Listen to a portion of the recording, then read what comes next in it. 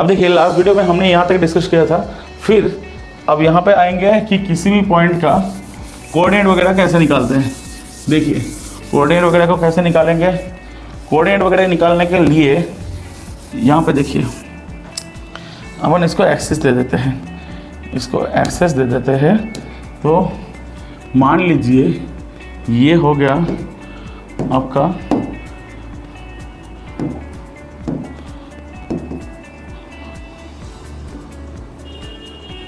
ये हो गया आपका एक्स एक्सिस, ये हो गया वाई एक्सिस, ये ऐसे आ गया जेड एक्सिस। ठीक है, जेड को मैं अंदर दे देता हूँ, अच्छा लगेगा देखने में। जेड को अंदर दे देते हैं, जेड को ऐसे अंदर दे देते हैं। ठीक है, मतलब ये एक्स ये वाई, ये मैंने कोऑर्डिनेट सिस्टम मान लिया।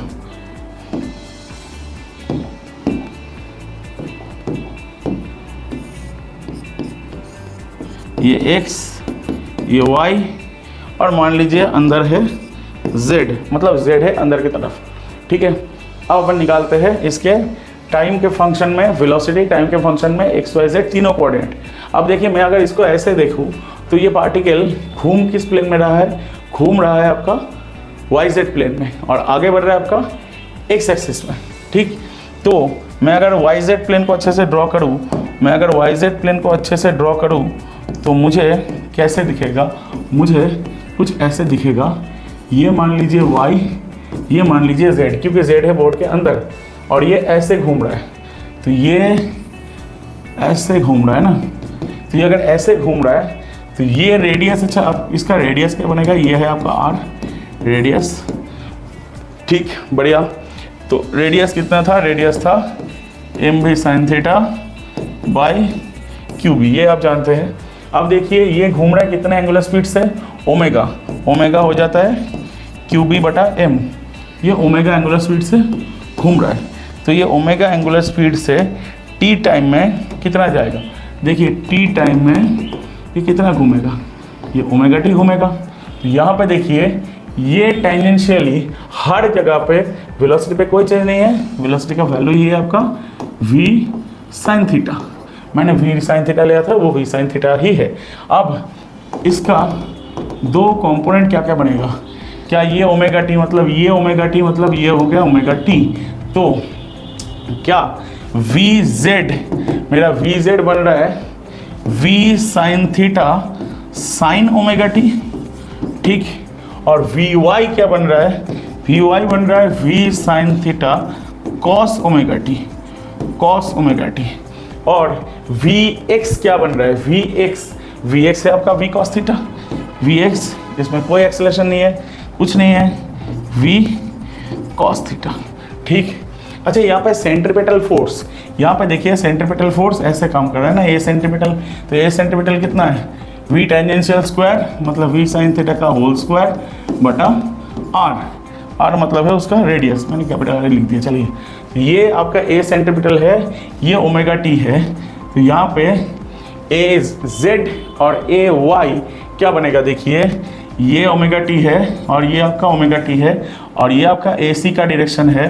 तो आपका ए सी एक्सेलरेशन इन जेड एक्सिस मतलब एक्सेलरेशन अलोंग जेड एक्सिस क्या बनेगा, बनेगा आपका ए सी कॉस ओमेगा टी और यहाँ पे ए सी का वाई कितना बनेगा, ए सी का वाई बनेगा ए सी साइन ओमेगा टी, क्योंकि ये उल्टा है तो ये ए सी साइन ओमेगा टी, ये वैल्यू है माइनस मैंने लिख दिया क्योंकि ये उल्टा है।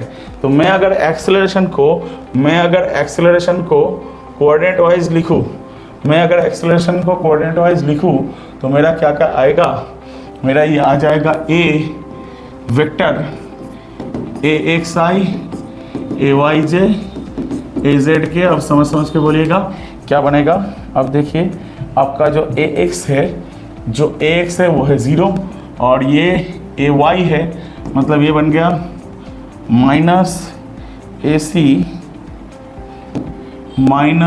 सी साइन ओमेगा टी जे कैप प्लस ए सी कॉस ओमेगा टी के कैप, ये हो गया मेरा ए। और मेरा v क्या बना, मेरा v क्या बना, मेरा v क्या बना, देखिए मेरा v क्या बना, मेरा v ऐसे बन गया vxi vyj vzk। तो यहाँ पे v cos theta i cap v sin theta cos omega t j cap v sin theta sin omega t के कैप। ये हो गया मेरा v का फॉर्मूला। ये v के फॉर्मूले को मैं अगर इंटीग्रेट करूँ तो मेरा XYZ तीनों ही दे देगा। तो XYZ तीनों को कैसे निकालेंगे, देखिए ds dt मतलब है ये v cos थीटा i, मैं थोड़ा तेज कर रहा हूँ, v sin theta cos omega t j cap plus v sin theta sin omega t के कैप। अब यहाँ पे देखिए ds डायरेक्ट लिख दिया v cos theta i cap dt v sin theta j cap cos omega t dt v sin theta K cap sin omega t dt 0 to t 0 to t 0 to t। तो यहाँ पे डालेंगे क्या आ जाएगा, देखिए डालेंगे तो क्या आ जाएगा, डालेंगे तो क्या आ जाएगा, यहाँ पे देखिए डालेंगे तो आ जाएगा 0 to s। तो हो गया मेरा s v cos theta i cap into t plus v sin theta j cap. ये बन गया साइन ओमेगा टी बटा ओमेगा। तो यहाँ पे ओमेगा आ गया, साइन ओमेगा टी का साइन ओमेगा टी ही बन गया, और वो पिछले वाला बन जाएगा 0 साइन ओमेगा टी, और लिमिट का अगला वाला 0, और ये v साइन थीटा ये बनेगा ओमेगा, ये बनेगा माइनस कॉस ओमेगा टी, मतलब ये बनेगा 1 माइनस कॉस ओमेगा टी के कैप।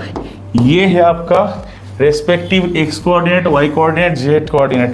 ये x, ये y, मैं j कैप को थोड़ा साइड करके लिख दूँ, j कैप को साइड करके लिख दूंगा, और ये पूरा है आपका y, और ये पूरा है आपका z। ये हो गया आपका तीनों कोऑर्डिनेट।